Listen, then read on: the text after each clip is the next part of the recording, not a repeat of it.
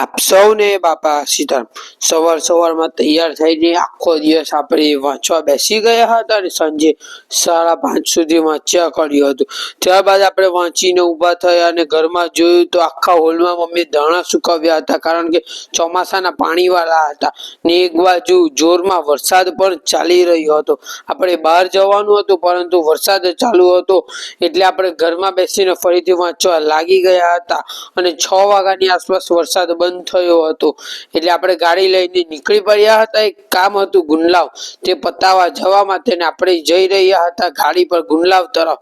એટલે ત્યાં આપણને રસ્તામાં પપ્પાના એક પ્રિય મિત્ર અને સિંગર એવા મુકેશભાઈ આપણને રસ્તામાં મળી ગયા હતા, તો તેમની સાથે વાત કરતા કરતા આપણે ગુંડલાવ તરફ કામ પતાવવા નીકળી ગયા અને ગુંડલાવમાં જઈને કામ પણ પતાવી લીધું હતું। કામ પતાવીને ઘરે આવી ગયા અને દિવસ પૂરો કર્યો। વિડીયો ગમે તો લાઈક કરો।